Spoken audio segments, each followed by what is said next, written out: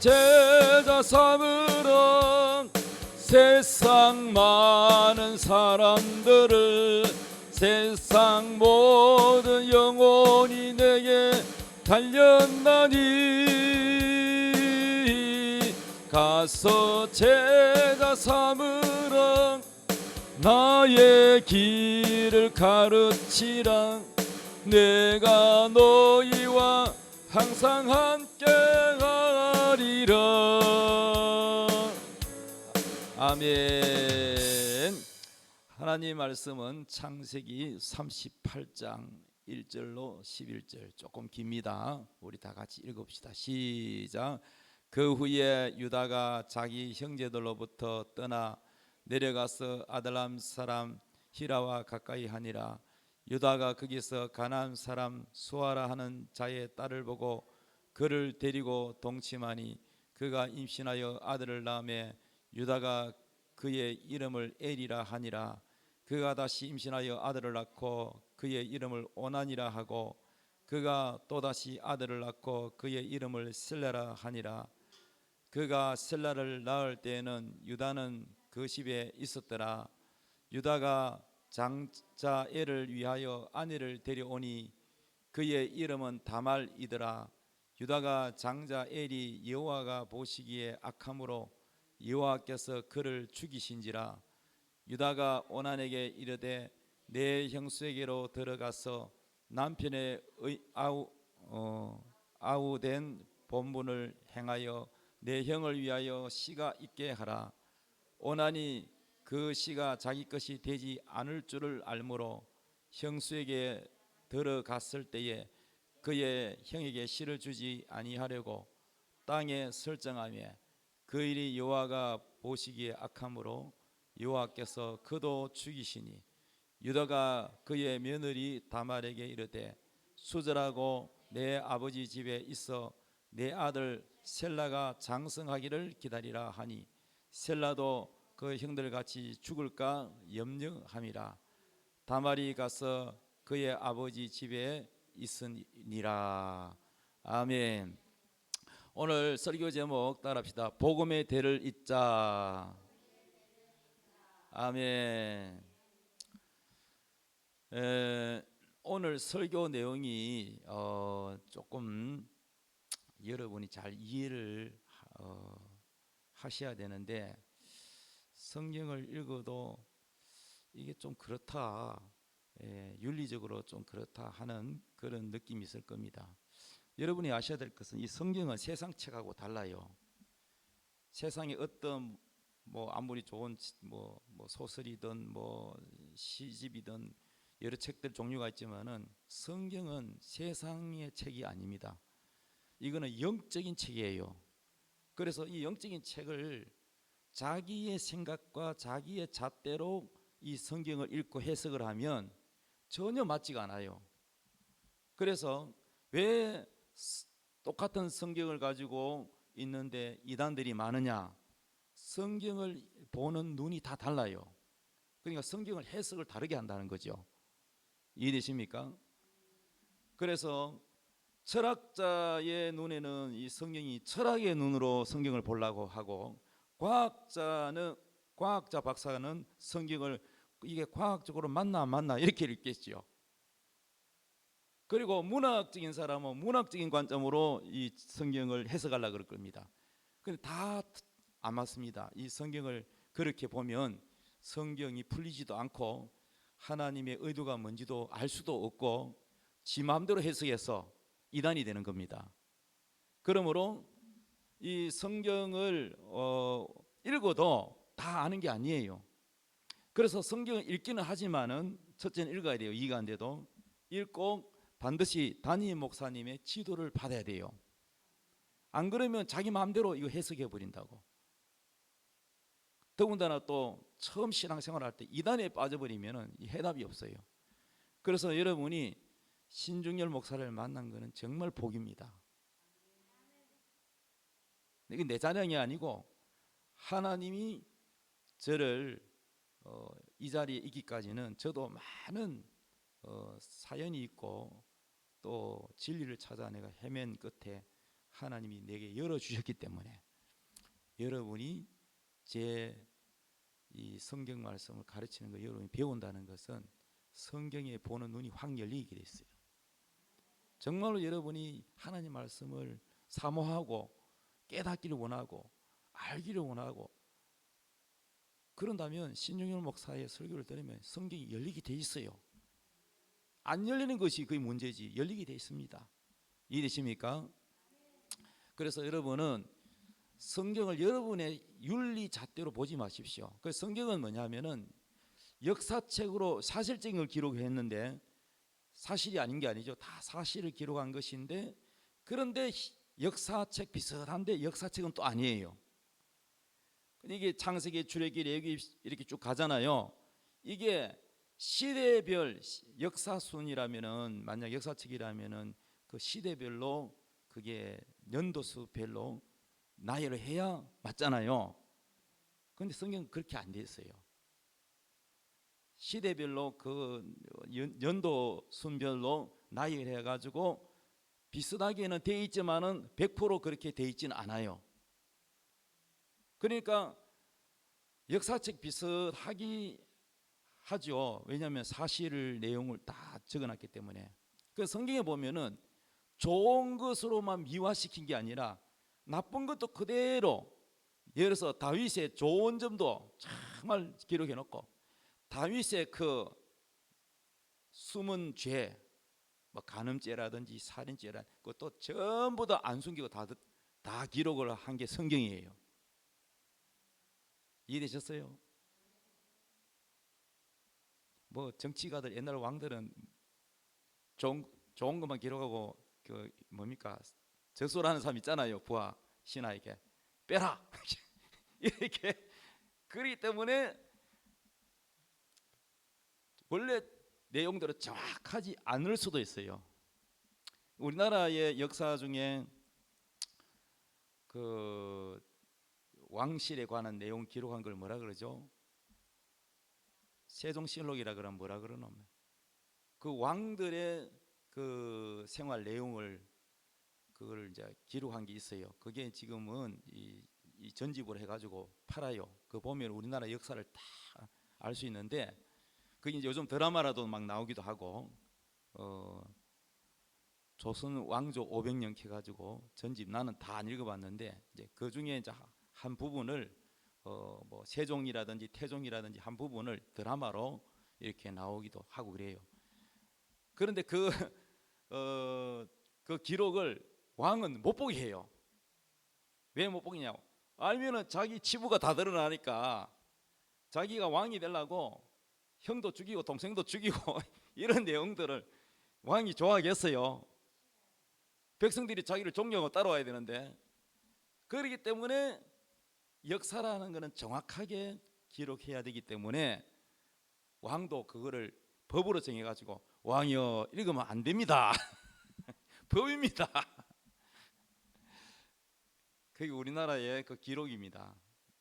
그 역사는 좋은 것만 기록하는 게 아니라 나쁜 점도 기록하고 좋은 점도 기록하고 있는 그대로를 기록해야 정직한 역사가 되는 겁니다. 맞습니까?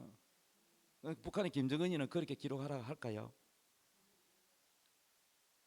위대한 존엄을 훼손하면 바로 그날 밤에 없어집니다.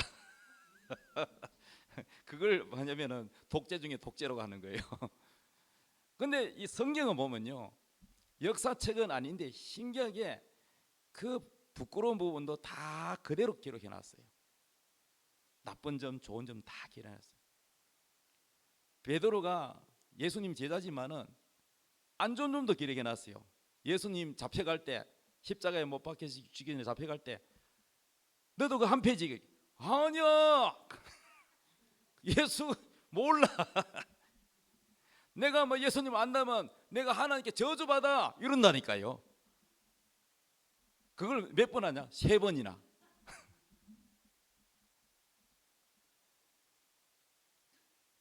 그러면 사람들이 뭐라 해요?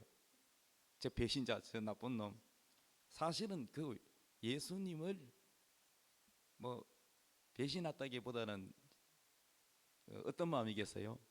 자기가 위험 당하니까 자기가 살겠다고 모른다 하는 거야. 자기가 살기 위해서.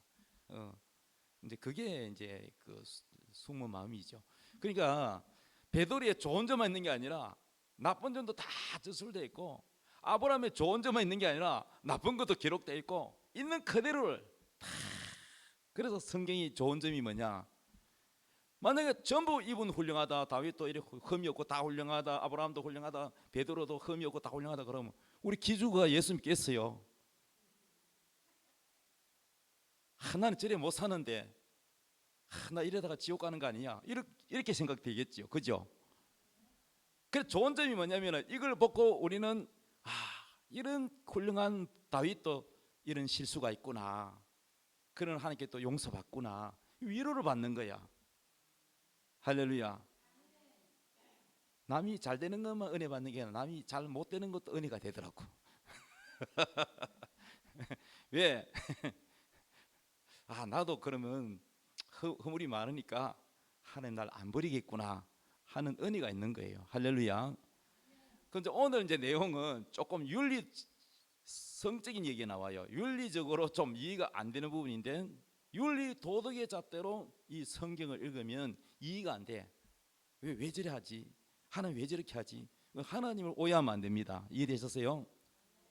자, 오늘 설교 제목이 뭐냐? 따라합시다. 복음의 대를 잇자. 복음의 대를 이어가자는 뜻입니다. 이해되셨습니까? 자, 그러면 이 내용에 보면은 창세기 38장 1절부터 보면은 그 후에 유다가, 이 유다가 나오는데, 아브라함이 이삭을 낳고 이삭이 야곱을 낳고 야곱이 그다음에 뭘 낳았어요? 요셉을 낳고, 앞에 다 공부했지요. 그런데 이제 오늘은 창세기 38장 이제 이 순서가 되기 때문에 이 설교를 피해갈 수 없어. 이 강의 설교는요 피해갈 수가 없어. 요건 좀 설교하기가 좀 성도들이 이해되겠나 싶도. 차례대로 정해놨기 때문에 해야 돼. 그런데 여기에 유다 얘기가 나오는데, 유다가 자기 형제들로부터 떠나 내려가서 아둘람 사람 히라와 가까이 하니라. 유다가 거기서 가나안 사람 수아라는 자의 딸을 보고 그를 데리고 동침하여 아이를 낳았다는 거예요. 그러니까 유다가 수아 사람의 딸하고 결혼해서 임신을, 그 이제 부인이 임신해서 아들을 낳았는데, 유다가 그의 이름을 엘이라고 하니라. 그 첫 번째 아들 이름이 뭐라고요? 다시 한번, 유다의 첫 번째 아들이 뭡니까? 엘이야, 엘. 이 엘이라는 뜻은요, 우리가 이제 천사 이름이 보면 가브리엘, 또 미가엘, 뭐 라파엘, 엘자가 뒤에 많이 붙잖아요.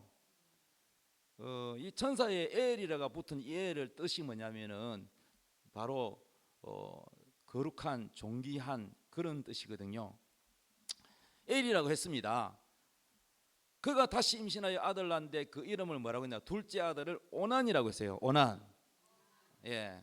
그 다음에 또 셋째 아들이 태어났어요. 5절에 그가 또다시 아들 낳고 그의 이름을 셀라라고 했어요. 셀라. 그래서 아들 셋 이름이, 첫째는 엘, 그 다음 둘째 오난, 셋째 뭐요? 셀라. 이렇게 아들 셋을 낳았단 말이에요. 그런데 이렇게 낳았는데 6절에 보니까 유다가 장남이죠. 엘을 위하여 아내를 데려왔어요.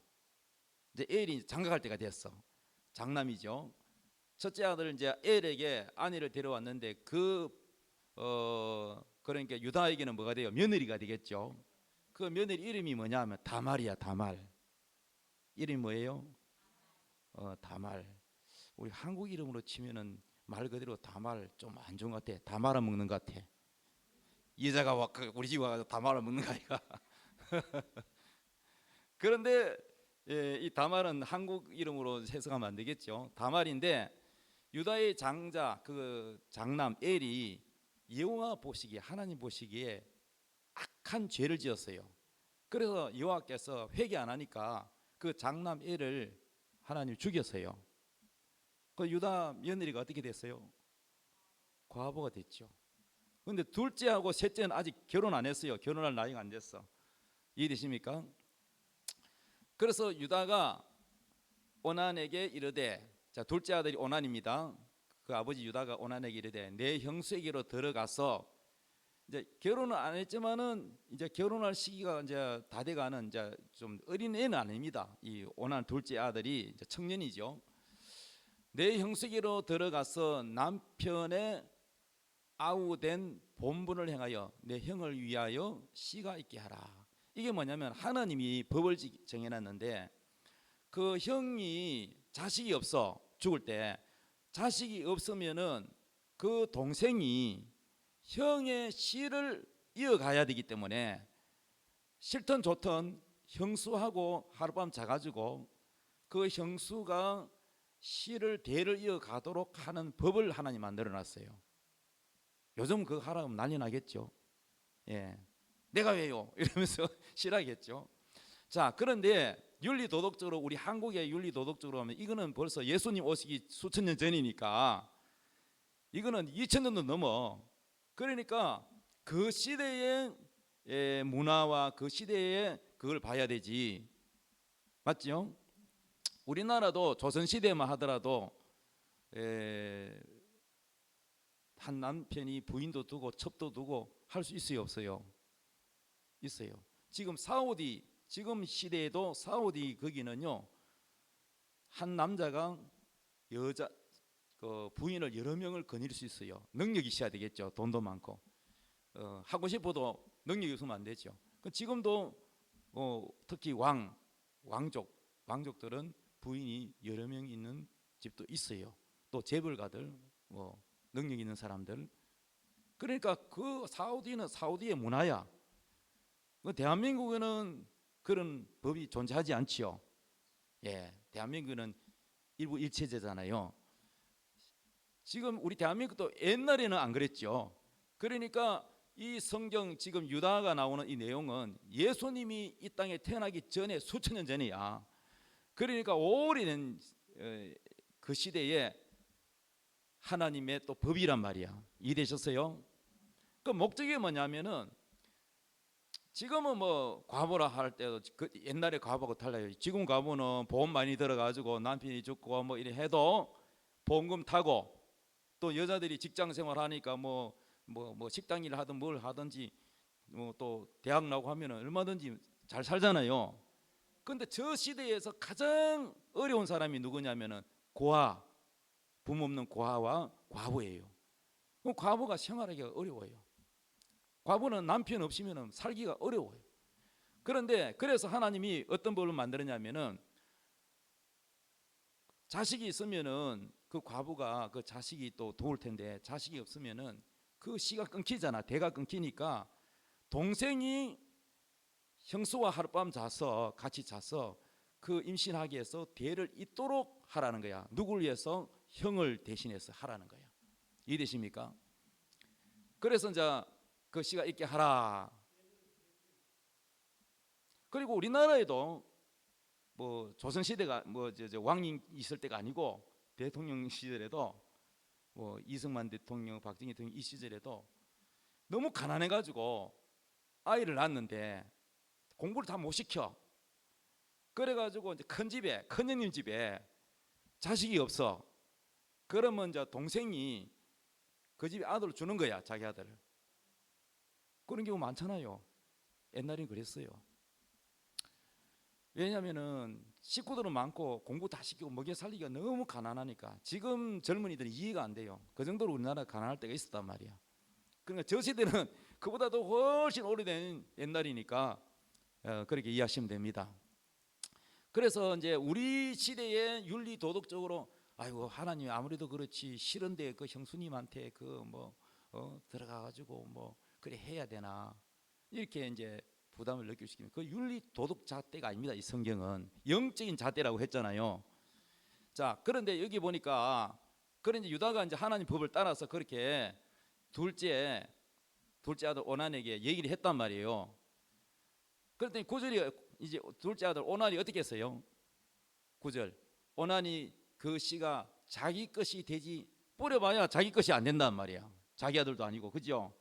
자기 것이 되지 않을 줄 알므로 형수에게 방에 들어가긴 갔는데 그 형에게 씨를 주지 아니하려고 아까워 가지고 형님한테 씨를 주지 아니하려고 어디다 설정했냐? 땅에다 쏟았다는 거야, 씨를.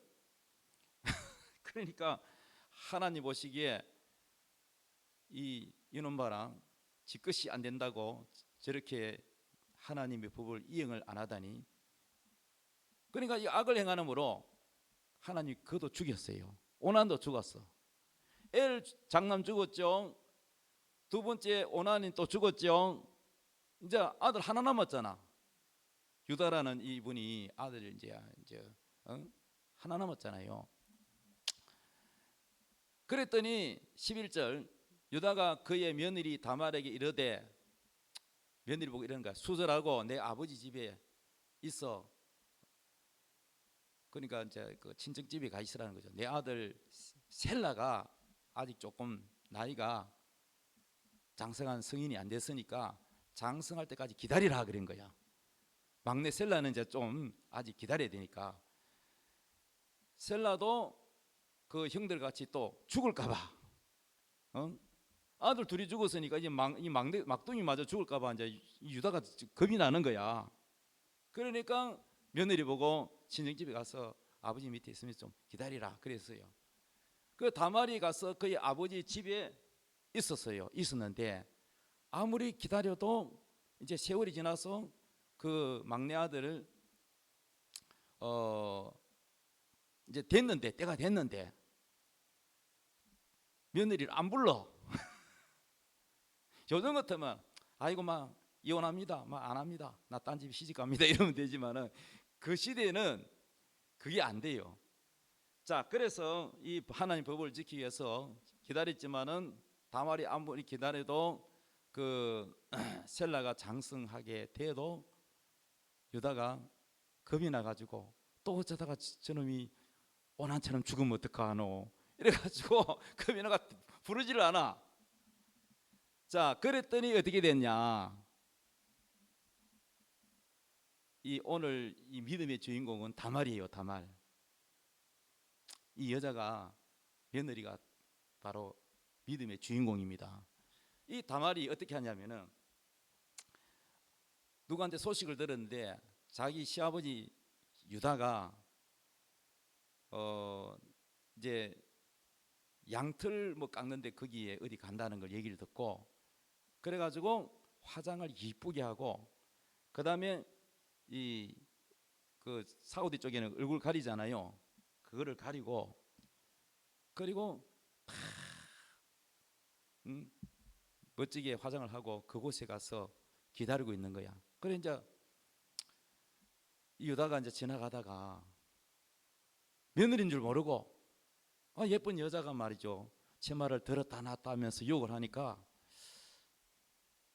오늘 나랑 하룻밤 자자 이런 거야. 그랬더니 이 유다가, 며느리가 뭐라고 하냐면은, 그러면 당신이 나고 잘나면은 공짜로는 안 되지. 그랬더니 그 뭐 어떻게 하면 되냐 했더니 염소 한 마리 줄게. 이제 유다가 염소 새끼 한 마리 줄게. 그랬더니 그럼 지금 염소 새끼 한 마리 없으니까 그럼 담보물을 내라. 그랬더니 그 유다가 가지고 있는 지팡이, 그다음에 끈, 도장이 있는데 그거를 담보물로 맡기고 내가 다시 와서 염소 새끼 한 마리를 가지고 와서 내가 담보물 찾아갈게.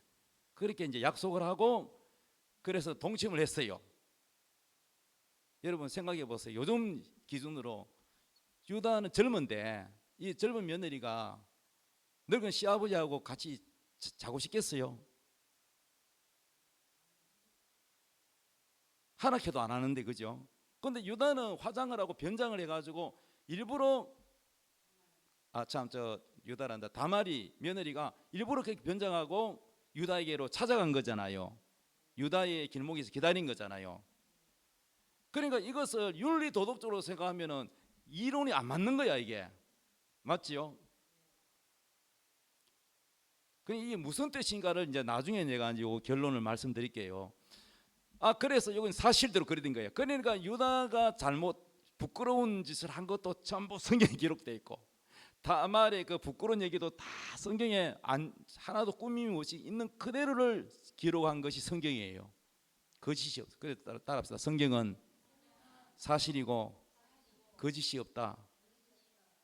예, 있는 그대로요. 그래가지고 이제 이제 유다가 술 한잔 걸치고 지나가다가 예쁜 여자고 창녀인 줄 알고 그렇게 했는데, 이제 술 깨고 정신 차리고 보니까 내 도장하고 지팡이 찾아와야지. 그래가지고 대가를 지불하려고 그 지역에 찾아갔더니 사람들은 물었어. 여기에 이렇게 창녀 예쁜 여자 어디냐 했더니, 이 동네는 창녀가 안 살아, 없어요. 그랬더니 틀림없이 내가 만났는데, 아니요, 이 지역에는 없어요. 아예 그런 사람도 없고 그런 적도 없어요. 그랬더니, 그래가지고 도장건 이것도 못 찾고 담보물도 못 찾고 돌아와서 이상하네. 그러면 그 지역이 창녀가 안 사는데 그 여자는 왜 그렇게 있었을까?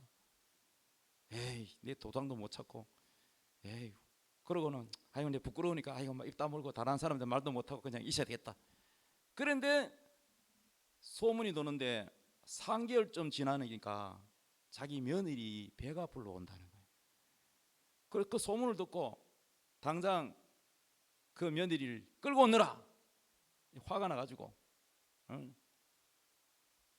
이 어느 놈하고 붙어 먹어가지고, 그래서 하나님의 율법에 의하면 가늠한 여자는 어떻게 된다 그랬어요? 남자도 마찬가지고 돌로 쳐 죽이라 그랬어요. 돌로 쳐 죽여 살인죄야. 가늠하면 무조건 돌로 쳐 죽여. 저 아랍 쪽에 어느 나라는 지금도 그렇대요. 돌로 쳐 죽인대요. 공개 처형한대요. 그래서 다말이 끌려왔어요. 끌려와가지고 네가 그렇게 더러운 행세를 하느냐, 내 동네 창피해서 못 살겠다. 하나님의 법에 의해서 성경 읽어보니까 뭐라고 했냐면은 돌로 쳐 죽이라 아니고 끌어내라 하더니 잡혀 끌어왔는데 바닥에 있는데 불로 죽이라는 거예요. 불로 태워 죽이라는 거예요. 유다도 보니까요 아주 잔인해요. 화가 나니까. 그랬더니 이 유다 며느리가 이러는 거야. 시아버님, 나를 죽이도 좋은데 나를 임신시킨 사람이 누군지 알려주겠다는 거야. 그랬더니 그래, 궁금해지겠다, 말해봐라. 죽을 때 죽더라도 말해봐라. 그랬더니 지팡이하고 도장하고 끈하고 내면서 이 임자가 나를 임신시켰습니다. 그랬더니 유다가 이걸 보더니 놀란 거야. 그러면 그 창녀가 바로 며느리였네. 충격을 받고 할 말을 잃고, 그러더니 한참 시간이 지나고 난 다음에는 이 유다가 뭐라고 하냐면은 이렇게 말하는 거야. 내가 잘못했다. 네가 옳고 내가 틀렸다. 내가 너에게 내 막내 아들 셀라를 장성했는데도 네한테 안 보내줘서 네가 이렇게 했는데 내가 잘못했다. 이렇게 이제 고백을 했어요. 그래서 다른 시였으면 벌써 유다는 죽었을 텐데 자기 시니까 죽여요, 못 죽여요? 자기 아들 배했는데 못 죽이지요. 자, 여기까지가 성경의 내용인데, 여기서 성경이 우리에게 뭘 말해주려고 하느냐, 그냥 재밌는 드라마 얘기 아니고 우리한테 주는 메시지가 뭐냐, 하나님이 왜 우리에게 이러한 좀 윤리도덕적으로 부끄러운, 목사님 입에서 설교하기도 좀 부끄러운 이런 내용을 성경에다 버젓이 읽고 우리 보고 읽으라 하고 하는 이유가 뭐냐. 내가 말했잖아요. 성경은 윤리도덕책도 아니고 역사책도 아니고, 그러나 거짓말이 없고 사실 그대로인데, 여기 있는 내용은 뭐냐면은 다말이 며느리가 젊은 여자인데 남편이 죽고 아기도 없으니까 아직 젊단 말이야. 이 젊은 여자가 뭐가 그리 시아버지가 좋다고 그 늙은 시아버지하고 씨를 받기 위해서 그렇게 변장을 하고 했냐. 이거를 영적으로 해석을 해야 되는 거예요. 이게 뭐냐면은 하나님이 왜 형이 자식이 없고 죽으면은 둘째 동생이 그 형을 대신하여 대를 잇게 하고, 또 그게 안 되면은 셋째가 또 그 의무를 이행하게 했냐면은, 이건 영적인 건지 뭐냐면은 이거는 복음의 대를 끊기지 않게 하라는 겁니다. 따라합시다. 복음의 대가 끊기지 않게 하라. 이해되십니까? 저는 우리 집안이 불교 집안이고 우리 어머니가 뭐 날마다 절에 가는 것도 아닌데 제 이름하고 뭐 내한테 뭐 동의도 없이 그냥 다 절에다 이름 올려놨어. 그리고 부처님 오신다면 가가지고 비나이다 비나이다 우리 아들 어떻게 해주시고 뭐 다 뭐 그렇게 기도하겠죠. 내가 싫어도. 그런데 말이죠. 우리 친척이고 그 주변에는 뭐 육촌 뭐 다 제가 아는데 예수 믿는 사람 아무도 없어요. 아무도 없고 제가 최초로 예수를 믿었어요. 그것도 그냥 믿는 게 아니라 목사까지 됐잖아요. 그 우리 집안에는 내가 별종이야. 완전히 딴 사람이야. 그래서 아버지로부터 박해도 많이 받고 심지어는 집에서 쫓겨나고 뭐 매를 맞기도 하고 뭐 그랬죠. 그런데 제가 많은 이 신앙생활하는데 어려움이 많았어요. 그래서 가족이 다 함께 손잡고 가족이 교회를 나가면 부러웠어요. 그게 제가 청년 때 예수 믿는데 막 부럽더라고. 그게 나는 아버지한테 박해를 받으면서 우리 아버지 예수 믿게 해달라고 울면서 기도해야 되죠. 우리 어머니 위해 기도해야죠. 우리 형제들 기도해야 되죠. 그러니까 가족들이 다 교회 와서 예배 드리는 모습을 보면 그게 부럽는 거야. 나로서는. 그리고 아버지가 뭐 집사님이고 할아버지가 장로님이고 뭐 3대째 집안이다. 그래서 뭐 몇 대째 집안들을 다 보니까 다 잘 돼 있어요. 하나님께 복 받아가지고. 그런 거 보면 부러워요. 나는 부모님이 날 기도해 주는 게 아니라 내가 부모님에서 기도해야 되고 내가 부모님 구원받도록 천국 가도록 내가 막 박해를 받아가면서도 눈물 흘리면서 기도해야 되고 이러니 얼마나 힘들겠어요. 그러니까 제가 요즘도 제가 목사가 돼서 기도를 할 때도 우리 아들 딸이 결혼을 해서 아들 낳든지 딸을 낳든지 이 내가 이렇게 섬기는 이 하나님 이 신앙이 대가 안 끊기도록 해달라고 해야 되는 거예요. 우리 옛날에 보면은 우리나라의 이거 뭐 중심이냐면요 가문 중심 집안 중심. 여자가 시집을 가면 그 집에 귀신 되라 그러면서 뭐 잘 못 살겠다 뭐 시어머니의 시집살이가 너무 힘들어가지고 친정으로 돌아오면은 그래 잘 왔다 그 집하고 살지 마라 이래 안 해요. 요즘은 그러지만은 옛날에는 어떻게 해요? 그 집에 가라고 쫓아봅니다. 그럼 거기서도 너무 힘들고 살기가 힘들고 친정으로 돌아와도 친정 오빠가 쫓아내버려요. 우리 집 가문에 말이야 이 동네 말이야 부끄러워 챙겨. 그럼 자기가 잘 못해가 그런 것도 아닌데도 이혼하는 자체가 그 집안의 가문에 뭐가 하냐 먹칠을 한다는 거예요. 그래서 결혼을 할 때도 양반은 양반끼리 가문은 가문끼리 제 집 가문이 좋다 제 집에 뭐 무슨 벼슬을 했고 뭐 어떻고 뭐 몇 대 손 아들이란다 이런 가문을 많이 따졌어요. 이해되십니까? 외국에 우리나라 선교사가 와가지고 학교 세우고 교회 뭐 병원 세우고 막 했잖아요. 교회 세우고 하는데 교회 처음 시작할 때 얼마나 많이 어려운지 압니까? 건물을 지어도 기역자로 지었어요. 그래가지고 기역자 딱 만나는 지점에 목사님 설교하고 이쪽 줄 저쪽 줄 중간에 벽이 있잖아요. 남자 여자 따로 앉아서 예배를 드렸어요. 왜냐하면 자꾸 이렇게 예배 드리면서 예쁜 아가씨를 쳐다본다든지 총각을 쳐다본다든지 이런 거를 또 호레비가 과부를 쳐다본다든지 예배 안 드리고 생각이 딴 데가 있는 거를 막기 위해서 좌석을 따로 앉도록 했어요. 지금은 이제 시대가 변해가지고 지금은 뭐 나란히 뭐 남녀가 앉기도 하고 부부가 앉기도 하고 그런데 그거는 부부라도 따로 앉아야 돼. 그리고 기역자로 안 지은 그런 건물은 평풍을 중간에 딱 쳐가지고 옆에 고개 못 돌리게 목사님은 딱 보이도록 그렇게 예배를 드렸고 그리고 고기를 이렇게 쓰는 그 식육점 그 백정이라 그러는데 이 백정은 얼마나 계급이 낮는지 평민이 있고 뭐 양반이 있고 뭐 왕족이 있고 있잖아요. 계급이 있는데 이 백정은 얼마나 계급이 낮은지 보통 사람들이라도 다 상투를 메고 결혼을 하면 상투를 메고 갓을 쓰고 다녔잖아요. 갓을. 결혼 안 하면은요, 그냥 머리 따가지고, 그죠? 이렇게 했는데, 백정은 상투를 법으로 못하게 됐어요. 그래서 상투도 못 메고 이렇게 댕기면은 아이들도 무시하는 거야. 어이 백정 이러면서 막 욕을 하고 돌을 던지고 막 무시하는 거야. 자기들은 거기 가서 고기 사 먹으면서도. 그러니까 이 백정들이 너무너무 이게 힘드는 것이, 자기 자식도 그 대물림 돼 가지고 아버지와 똑같이 그렇게 대접을 받는 것이 힘들단 말이에요. 근데 이분들이 예수를 믿었단 말이야. 근데 양반들도 예수 믿었어요. 그 양반들이 저 백정들하고 같이 예배 못 드린다, 저 개돼지보다 못한 저런 백정놈하고 우리가 어떻게 하는 예배 드리냐.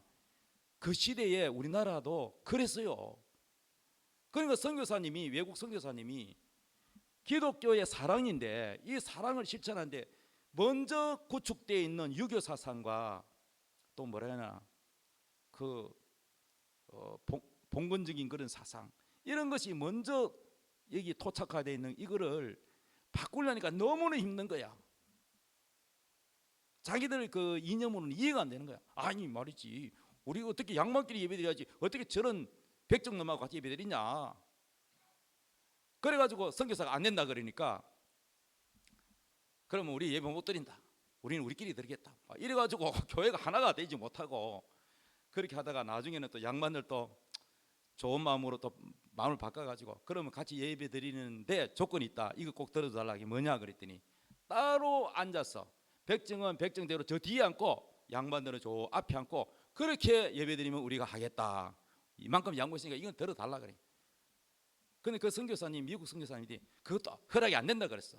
하나님의 사랑이 어떻게 차별이 있을 수 있냐, 안 된다. 그리고 미국에는 링컨 대통령이 왜 훌륭하냐면은 노예들과 흑인들을 아프리카에서 막 사냥꾼을 잡아가지고 사고 팔았잖아, 소처럼. 옛날에 우시장 가면은 소 살 때 소가 건강한지 이빨부터 보더라고. 이리 보라고. 그러니까 노예시장에도 이빨 검사하고 뭐 검사해가지고, 그러니까 젊고 힘 좀 세는 그런 노예는 비싸고, 병 다 늙어가지고 힘 못 쓰는 그런 노예는 싸고 그래요. 그래가지고 그거를 노예를 해방시키자니까 그 넓은 농장에 말이죠, 부자들이 목합하시고 농장이 있는데 그거 인력이 없으면 안 되는 거라. 이거는 쉽게 다 같이 뭐 부자들도 예수 믿고 노예도 예수 믿는데, 근데 교회에서는 하나님의 법에 의하면은 어떤 직이나 이런 관계없이 다 형제고 자매야, 우리 예수 믿으면. 그러니까 링컨의 입장에서, 아니 예수 믿으면 다 같은 예수님의 피로 나눈 형제고 자매고, 우리는 예수 안에서 다 하나님 아들 딸들인데 어떻게 노예로 하느냐, 인간을 사고 파느냐, 이거는 없애야 된다. 그럼 부자들은 반대하죠. 그래서 남북 전쟁이 일어난 거야. 알지 않아요 여러분? 처음에는요, 남쪽 군대가 저 노예 해방 반대파 이겼어요. 계속 밀렸는데 나중에는 링컨이 정말로 기도하고 기도해서 결국 이겨서 노예 해방이 됐습니다. 할렐루야. 우리나라도 마찬가지예요. 우리나라도 그런 계급 문화가 있었어요. 얼마나 힘들겠어요. 그래가지고 왕에게 선교사가 그 왕이 이 제도를 없애달라고, 또 백정도 상투를 메고 갓을 메게 해달라고 상정을 하는데, 그걸 올리려고 하니까 또 다른 선교사끼리 또 갈등이 생기는 거야. 그거를 우리가 올리고 싶다고 마음대로 올리면 안 된다는 거야, 이 왕에게 건의하는 거를. 그러면 잘못하면 너 때문에 우리 다 왕에게 도전한 것이 돼가지고 우리 선교 다 막힌다. 그래가지고 선교사끼리도 서로 이제 갈등이 일어난 거야. 그 본부에 이제 선교 본부 미국에 이제 해가지고 막 이걸 잘못하면 우리 선교 다 망치게 됐다. 완전 출국 조치 당하면은 우리 선교도 못 하고 이제 그런다 막 이래가지고 이제 말들이 많았는데, 근데 그 선교사님은 백정이 와가지고 막 선교사님께 펑펑 울고 자식이 그 무시당하는 막 아파서 못 보겠다 하고 막 이러니까 계속 그 문제를 가지고 기도하고 처음에는 안 됐는데 몇 년 지나고 나서 실제로 하나님이 역사하셔서 백정이 왕의 명령으로 상투를 메고 갓을 서도록 바뀌어졌어요. 할렐루야. 그게 다 실제로 있었던 일인데 그 백정의 처음 예수 믿는 그 백정의 아들이 목사가 됐어요. 할렐루야. 이런 게 우리나라 지금 젊은 사람들은 몰라. 우리나라가 얼마나 그런 봉건적 사회인지. 그러니까 여러분, 우리나라가 이 가문을 중요시하고 우리 집에 가문에 먹칠하지 마라. 이 가문 때문에 정말 자유가 없고 개인의 인권은 온데간데 없고 그런 경우 믿기는 믿는데 그런 벽들이 얼마나 많은지 몰라요. 지금 우리 감사해야 되는 게 그런 앞에 고생한 분들이 있었기 때문에 우리가 이 자유를 누리는 겁니다. 우리나라의 기독교가 만약에 안 들어왔으면 옛날에 조선시대 여자들이 다 천마저고리를 얼굴 감싸고 드라마 봤지요? 그런 양반들 남자들 지나가면 다 벽에 붙어가지고 다 지나가고 나면 이렇게 하잖아요. 그리고 이 백정도요, 양반이 이리 지나가면은 고기를 쳐다보면 큰일 납니다. 얼굴 쳐다보면 안 돼요. 가다가 고기 덩어리 지고 지게 지고 가다가 양반이 지나가면은 딱 고기 숙이고 지나갈 때까지 저 오면 벌써 숙이고 있어야 돼. 그 정도로 우리나라가 이 계급 차등이 있었어요. 쌍놈들은 학교도 못 가고 글 공부도 안 가르쳐요. 그래서 여러분, 그 나라에 기독교가 들어가면 그런 거를 다 하나님이 사랑으로 밑바닥 천한 사람, 멸시받는 사람, 없는 사람, 가난한 사람, 병든 사람을 다 하나님이 평등하게 만들어버린 거예요. 하나가 되게 만 예수 이름으로 모두가 화목하게 되고 화평하게 되고 안 싸우게 되고. 할렐루야. 그 KBS 다큐멘터리인가 하여튼 그 텔레비에 다 방영된 겁니다. 이게 그 유튜브에 다 나와요. 그래서 참 옛날 보면서 내가는 그 시대에 안 태어났지만 그런 걸 보면서 우리가 지금 이렇게 누리는 것이 다 앞에 있는 선교사님과 앞에 먼저 믿은 분들이 다 그 벽을 뚫고 희생함으로써 여러분이 누리는 거예요. 첫째는 하나님이 그렇게 도와주신 거고, 둘째는 뭐냐면 그런 선교사님과 그렇게 목회하는 목회자들을 하나님의 사랑을 품은 사람들이 개척을 해서 그거 하려고 하다가 목배임을 당하고 처형당하고 감옥 간 사람도 있어요. 지금도 부산 세계로에게 손혜무 목사님 아무리 무슨 법에 뭐라고 하지만 목사님이 도망가겠어요. 수천 명 하는 목사님이 그거를 이제 판사가 이제 완전히 형을 때려야 감옥 가잖아요. 그런데 형을 받기 전에는 뭐냐면 수사를 하잖아요. 수사가 두 가지가 있어요. 불구속 수사가 있고 구속 수사가 있어요. 불구속 수사는 뭐냐면은 방문하십시오. 방문해가지고 조사받으십시오. 조사받고 가면 돼요. 그러면 목사님이니까 그냥 불구속으로 해도 되는데 포성줄로 묶어가지고 수갑 채우고 그것도 모자라가지고 포성줄로 묶어가지고 면회를 가도 이래 하고 그거는 차별이잖아요. 그거는 종교 탄압이잖아 내가 볼 때. 그러니까 이런 문제들이 뭐냐면은 우리나라에는 아직도 이념 때문에 목사고 뭐고 인격이 없고 얼마든지 정치 보복을 할 수 있는 그런 이런 것들이 보면은 다른 거는 다 발전하고 있는데 내가 보면은 정치는 완전히 사료 오류 너무 바닥이야. 다른 거는 다 발전하고 있는데 교육도 발전하고 다른 거 다 발전하고 있는데 사람들이 줄 서서 버스 탈 때도 줄 서고 또 보면은 뭐 정직하고 카페 가서 뭐 놔놓고 화장실 가도 안 없어요. 외국인은 없어져 버려. 영국이 프랑스고 다 없어져 버려. 훔쳐가 버려요. 노트북이고 뭐 폰 나누면 없어져 버려요. 있는 것도 이렇게 보고 있으면 다 터쳐갑니다. 그런데 대한민국은 외국 사람들이 와가 다 놀라는 게, 야, 그거 뭐 길에 벤치에 그거 놔놓고 잊어보고 왔는데 몇 시간 뒤에 와보니 그대로 있고, 그런 건 얼마나 세계적으로 사람들이 다 놀란지 몰라요.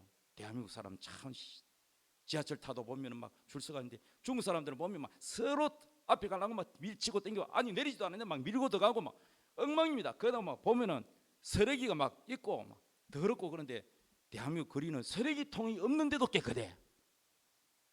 아니 쓰레기통이 머리야, 쓰레기통 없으면 뭐 기가 그렇다지만 외국인은 쓰레기통이 있어도 뭐 가까운데 버리 뿌는데 쓰레기통이 없는데 이렇게 깨끗하냐. 대한민국 사람은 쓰레기를 집에 가서 버립니다. 그래 다 놀라는 거야.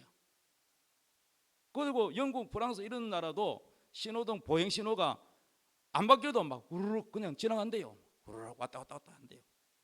그런데 대한민국은 도로가 좁아도 보행 신호를 딱 지키고 파란불 되면 지나가고 빨간불은 안 지나가고, 그거 보고 놀랜대요.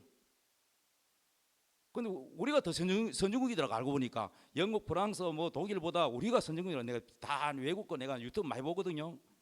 내가 외국에 많이 못 가니까 대리만족으로 보는데 우리가 더 선진국이더라고. 보니까 돈만 더고 부자가 선진국이 아니야. 그런데 정치는 완전히 밑바닥이야. 내가 보니까 우리나라 정치는 아주 밑바닥이야. 그래서 여러분, 내로남불이라는 말이 있잖아요. 내가 하면 괜찮고 남이 하면은, 내가 하면은 사랑이고 남이 하면은 불륜이고. 이게 뭐냐면은 자기 잣대, 자기 주장. 그래서 이 대한민국이 이렇게 선진국으로 되기까지는 가장 큰 공로가 뭐냐면은 바로 기독교라는 거예요. 선교사님 제일 먼저 와가지고 희생하면서 학교 세우고 병원 세우고 글을 가르치고, 학교 못 가 공부만 해도 교회만 다니면은 글 배웠어요. 성경 가르치면서. 할렐루야. 그리고 무슨 운동했습니까? 금주 운동, 또 금연 운동, 그다음에 도박 추방 운동, YMCA, YWCA 뭐 이런 사회 운동, 이거 다 기독교 한 거잖아요. 연세대학교도 기독교 대학이고, 이화대학교도 기독교 대학이고, 숭실대학교도 기독교 대학이고, 예? 한남대 뭐 필요한 게 많습니다. 기독교 대학이. 포항에 있는 한동대도 기독교 대학이고. 울산에는 왜 기독교 대학이 없는지 몰라. 그래서 울산의 기독교 인구율이 적어요. 포항보다 적어요. 전국에서 제일 낮은 데가 전라도도 우리보다 높습니다. 울산이요, 복음화율이 낮아요. 여기에 울산에, 부산에는 고신대병원이 있어요, 없어요? 있잖아요.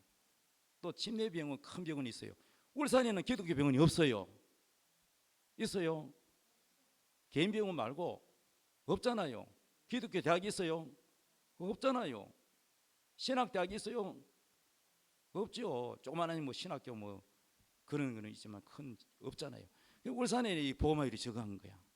울산이 더 영적인 수준이 되려면은 모든 면에서 이 복음, 하나님의 말씀이 국회에도, 학교에도, 기업에도, 문화에도 들어가야 돼요.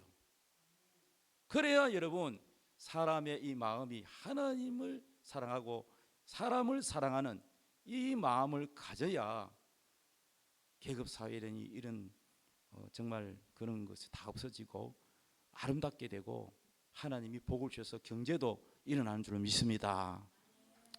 자, 오늘 핵심적으로 뭐 좀 제가 생각하지 않은 얘기까지 했지만은 오늘 핵심은 뭐냐? 바로 복음의 대를 이어가자. 아멘.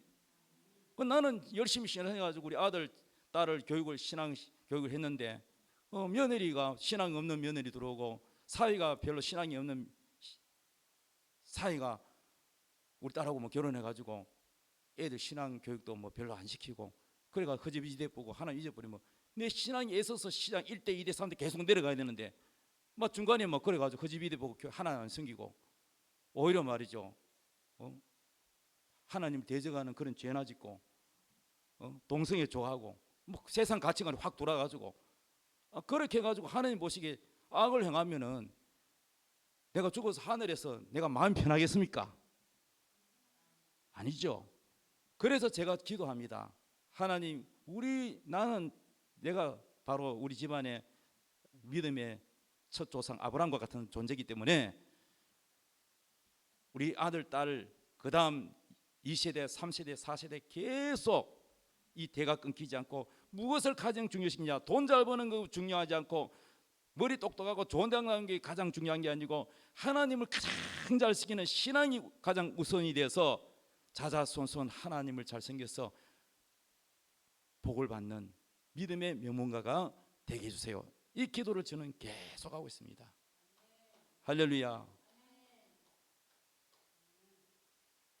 아까 저게 왜 둘째 아들, 셋째 뭡니까? 첫째 아들, 둘째 아들 다 하나님께 날아갔어요. 복음의 대를 안 잊게 하니까. 이렇게 영적으로 이해하셔야 된다. 육적으로 보면 아이고 창피하게 왜그 며느리라고 억지로 그렇게 하나, 그렇게 생각하면 안 돼요. 이걸 영적으로 봐야 되는 거예요. 영적으로. 그래서 마태복음에 보면은 사람들은 마태복음은 지겹다잖아. 처음 읽는 사람이. 마태복음에 보면 이렇게 나와요. 아브라함과 다윗의 자손 예수 그리스도의 계보라고 해요. 계보는 계속 대를 이어가는 걸 계보라 그래요. 근데 아브라함이 2절에 보면 아브라함이 이삭을 낳고 이삭은 야곱을 낳고 야곱은 유다와 그 형제들을 낳고 유다는 다말에게서, 다말이 며느리잖아. 유다는 다말에게서 누굴 낳냐? 베레스와 셀을 낳았어요. 그 시아버지의 씨를 받았다는 거예요. 그럼 이 다말은 어떤 사람이냐? 윤리 도덕적으로 하면은 그거 싫지. 시아버지가. 이 다말은 어떤 사람이냐? 믿음의 사람이라는 거예요. 무슨 믿음? 유다를 통해서 바로 예수 그리스도의 계보는 야곱의 12지파, 인구가 많아져서 12지파로 굉장히 인구가 퍼지잖아요. 그런데 하나님 말씀하시기를 우리의 구세주 예수 그리스도는 어느 지파를 통해서 온다 하느냐 하면은 유다 지파를 통해서 온다고 되어 있어요. 아시겠어요? 그러면 이제 마귀가 예수님 태어난 걸 싫어하니까 유다 지파를 막 노려보겠죠. 그런데 이 유다 지파에게서, 유다라는 이 사람에게서 아들이, 유다 마누라도 죽었거든. 그 다음에 첫째 아들도 하나님께 악을 행하 죽었거든. 둘째 아들도 씨를 안 잊게 하고 바깥에 설정하니까 죽었거든.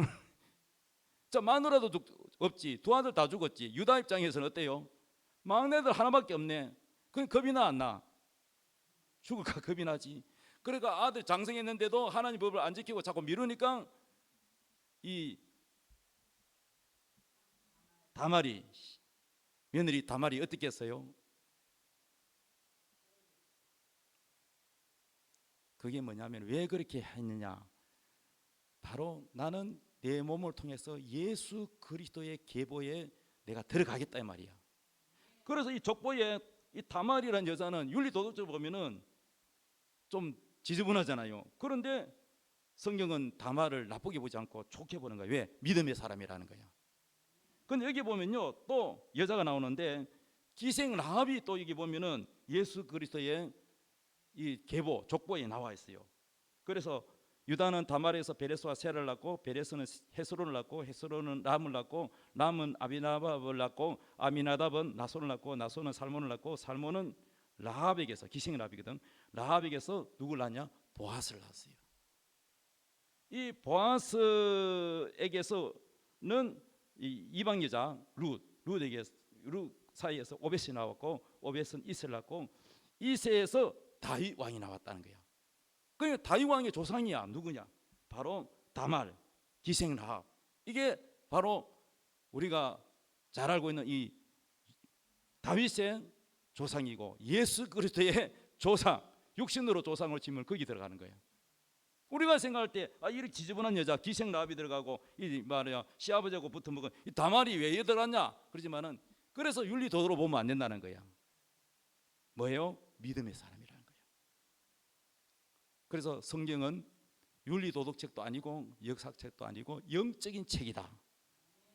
누가 예수 그리스도의 이 복음을 위해서 사느냐, 이 복음의 대를 끊기지 않고 힘쓰느냐, 그걸 보는 거야. 예수 믿어도 여러분 전도 안 하고 영혼 사랑하는 마음이 없고 그래 살면요, 여러분 하나님 여러분을 사랑하긴 하지만은 정말 영혼구원, 복음의 열정, 하나님의 나라, 이 복음의 이 초점에 맞춰 사는 사람은 하나님 복을 주셔요. 나만 예수 믿는 게 아니라 내가 만약에 미장군을 한다면 우리 직원들 다 예수 믿게 된다. 내가 만약에 조그만 중소기업 사장을 한다면 우리 직원들 다 예수 믿게 된다. 그래서 우리 예배드리자. 어떤 미장원 사장님은 종업원이 3명이야. 야, 주일날 일요일날 일할래? 하루 종일 일할래? 아니면 1시간만 딱 예배드리고 너 그거 마음대로 할래? 그랬더니 제가 아는 집사님인데, 그랬더니 어이구 뭐 1시간만 하면 졸든지 말든지 예배당에 가가지고 예배만 드리면은 애인하고 데이트하기 좋고 뭐라고 하루 종일 일합니까? 그래가지고 다 교회 왔어요. 그래 처음에 믿음이 없고 앉아가 있다가 1년이 지나고 2년이 지나고 자꾸 지나가니까 믿음이 돌아가지고 그분들이 다 집사가 되고 교인이 됐어요. 내가 그걸 봤어요. 그걸 하나님 기뻐하시는 거야. 하나님 우리 지혜 집사님을 하나님 기뻐하는 이유가 뭐냐? 그냥 피아노 학원만 하는 게 아니야. 돈만 버는 목적이 아니야. 어떻게 하면은 이 아이들 제자들을 예수 믿게 할까? 그리고 피아노 대회 나가가지고 잘 안 되잖아요, 실력이. 그럼 선생님 힘들잖아요. 그러면 막, 야, 따라 기도해. 교회 안 다니도. 예수님 도와주세요. 예수님 도와주세요. 예수님 이름으로 기도합니다. 그래가지고 바이올린 대도 가고 피아노 대도 갔는데 열심히 뭐 준비하고 했는데 아직까지도 곡을 다 이게 안 돼. 내일 이제 대회인데 오늘까지도 안 돼. 그래 엄마도 애가 타고 차라리 출전 안 했으면 좋겠는데 또 욕심내가 자기는 나간다 그러고 선생님 막 정말 마음이 막 급하잖아요. 다급하잖아. 따라해, 기도해. 그런데 대회 나갔는데 평소 때 연습해도 곡을 다 모여가지고 그랬는데 대회 나가지고 하나도 안 틀리고 다 돼가지고 상을 타왔어. 세상에 누가 있어요?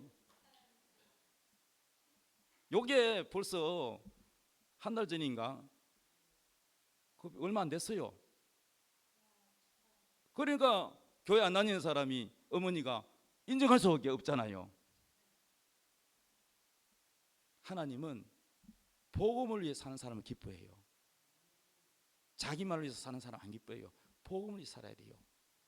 오늘 낮 설교 때 하나님 부자가 되는 비결 성경 구절 3가지 중에서 마지막 뭡니까? 구절이 너희는 먼저 그의 나라와 그의 의를 구하라. 그의 나라가 뭐냐? 하나님 나라를 구하라는 거야. 신앙 영적인 걸 먼저 구하라는 거야. 내가 잘 되고 잘 먹고 내가 돈 잘 버는 이게 먼저가 되지 말고 내가 어떻게 하면 하나님 예배를 잘 되나, 어떻게 하면 내가 신앙생활을 잘하나, 내가 어떻게 하면 하나님 뜻대로 사나, 여기에 올인을 하라는 거야. 하나님 잘생긴 거 이것을 먼저 우선시하라는 거야. 안 그러면 돈 벌으면 뭐합니까? 교만해져가지고 또 타락하는데 죄짓고. 그래서 여러분 오늘 설교 제목이 복음의 대를 뭐요? 이어가게 하라. 복음의 대가 끊기지 않게 하라. 할렐루야. 그렇게 할 때 하나님 복을 주고 그걸 오히려 끊어먹는 사람이 있어. 내 것이 아닌데 하면서 오난처럼. 그러면 하나님이 날려버립니다. 날려버려. 되는 것도 안 돼버려. 이해되셨으면 아멘. 자, 기도하겠습니다. 이 시간 기도할 때에 하나님, 나는 오난처럼 그렇게 살지 말고 너무 계산되면서 내 것이 아니니까 나는 뭐 할 필요 없다 하지 말고 오직 그의 나라와 의를 구하고 복음의 대를 이어가는, 또 많은 사람들이 내 입을 통해서 예수를 믿게 하고 내가 선행을 베풀어서 다른 사람들이 예수를 믿게 하는 이 복음의 계보를 이어가서 복을 받게 하여 주옵소서. 그래서 예수 그리스도의 족보에 낳고 하는데 나도 거기에 들어가게 하여 주옵소서. 다 같이 기도하겠습니다.